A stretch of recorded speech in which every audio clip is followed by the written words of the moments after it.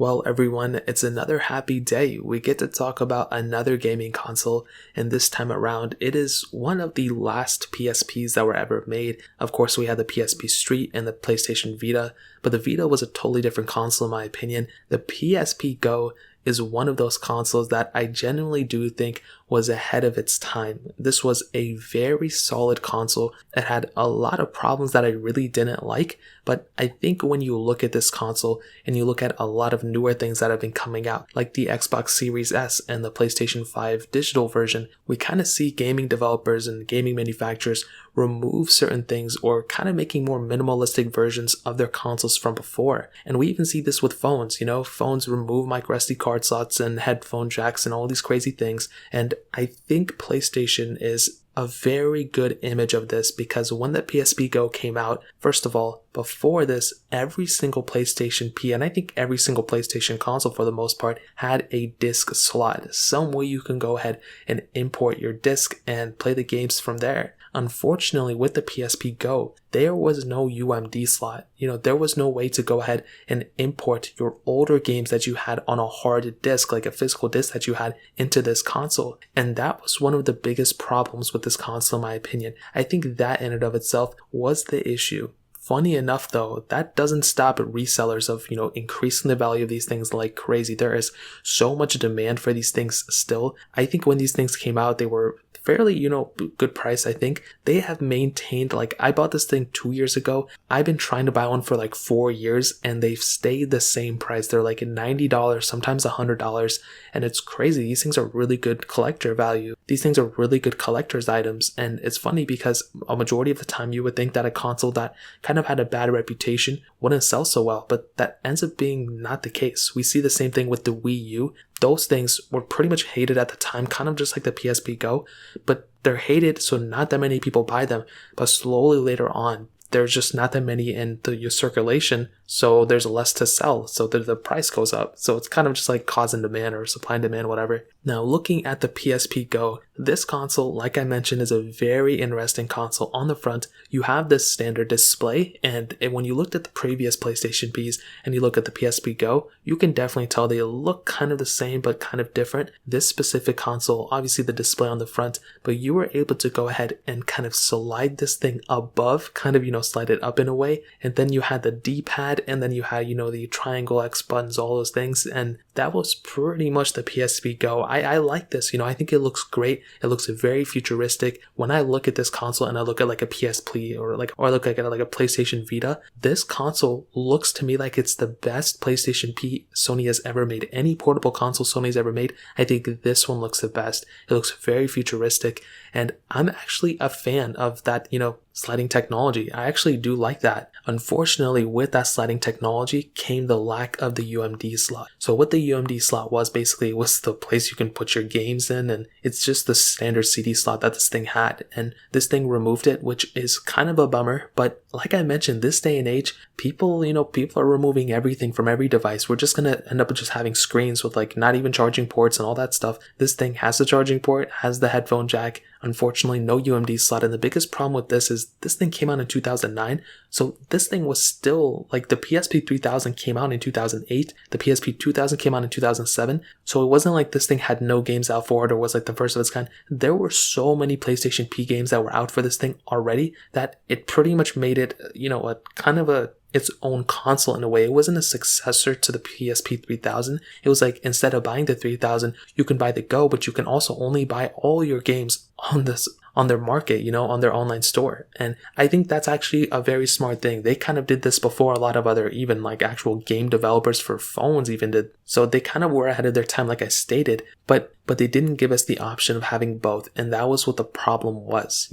They should have made a PSP Go like this and then a PSP Go disc version, just like how Xbox and Sony has done with their consoles. I don't know what Sony was thinking with this, because there were all these games that were available for used and prices and all this stuff. And unfortunately, you couldn't really get it for the PSP Go because it didn't have a disc slot. So that was one of the biggest issues. I like the design, but I'm not a fan of the lack of disc slot. Now, I spent too much time talking about that. Now, like I mentioned, the mechanism that actually slides this thing up and down is my favorite thing about this PSP. I mean, everything else is pretty much the same with this console, but I'm really happy about how this console still holds up, still slides, and all that good stuff. It really does feel really, really good on this console. Now, another massive thing about the PlayStation P Go was that it actually had Bluetooth connectability. So you can actually go ahead and play games on this thing using a DualShock 3 controller, which was like the PlayStation 3 controller at the time. And that's actually a really cool thing. No other PSP before this had that capability. But on top of that, you can actually play certain PlayStation 1 games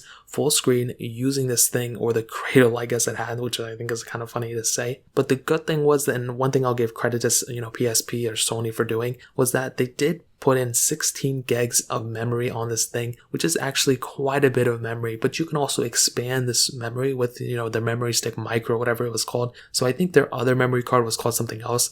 So I don't know why they had so many different micro SD and micro, just have so many memory cards, just have one. But regardless, I do think this was a pretty decent console overall. And the fact that the PlayStation 3 was out at that time, the PSP Go and the PlayStation 3s, I think were very solid consoles to kind of interweave. And, they both had their pros and cons. Like I mentioned, I don't think anybody would pick up a PSP Go over a PlayStation 3. I think it was more so like, oh, you have a PS3 and a PSP Go, one for portable and one if you want a little bit more power, some games with better graphics. But the thing was that in 2010, and if you can't tell, I'm reading a lot of this from Wikipedia, it was reported that Sony may have actually relaunched the PSP Go because of the lack of consumer interest and poor sales. And then in June in 2010, Sony began bundling the console with 10 free downloadable games. So that in and of itself was another big thing. You could just tell from there that the main reason people didn't want to buy a PSP Go was because of the downloading aspect of the games. First of all, the memory thing, but second of all, you have to rebuy a lot of those games.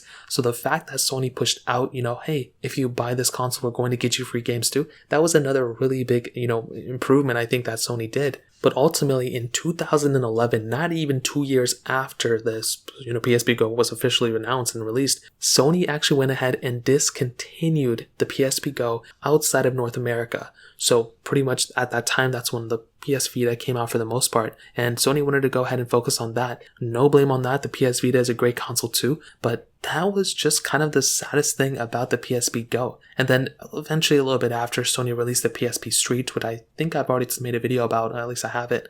And I think that console was a very good budget tier, focused console for the most part. But think about that. That was one of the strangest console releases ever. I think if Sony were to release another PSP Go, I think it would be solid. I think they would probably knock it out of the park, because think about it, in my opinion, the only problem with the PSP Go, the battery life wasn't even that amazing either, to be honest, but it was okay. The biggest problem with this specific, and my problem with the battery, was that it was non-removable, so you couldn't, increase the battery size. Again, we're kind of used to it now, but that was a big deal at that time in my opinion. But the big thing was the lack of downloading the games. You couldn't go to your local GameStop, which was super popular at that time, and, pick up a used game and use it from there. Like, you couldn't do that. You can only download your games online. And for a lot of people at that time, they really didn't want to feel comfortable with it, because a lot of consoles still use those CD slots. Now, if Sony were to release a PSP Go with no disc slot or whatever, like card or whatever, I think it would do much better. I think a lot more people would enjoy it, and I don't think it would have that same stigma as it did at that point. Since all these devices are being released with less and less things, I think it would probably be more, suitable. Like, when I see this console, I'm not really that offended by it. But at that time, I can see, when I look at the PSP 1000, 3000, and the PSP Street, I can see how that have caused a lot of issues at that time. So that really pretty much covers it up for the most part. If you guys have any other questions or anything like that, let me know in the comment section below. Hit the like button, that would mean so much, but definitely hit that subscribe button. Every single subscriber that we get really does count. So it'd mean so much if you guys could hit that. Also check out the other links down in the description as well. My Twitter, my Instagram, my other channels. More importantly than everything else, I love every single one of you guys. Hopefully I'll catch you guys in the next video. Peace out till then.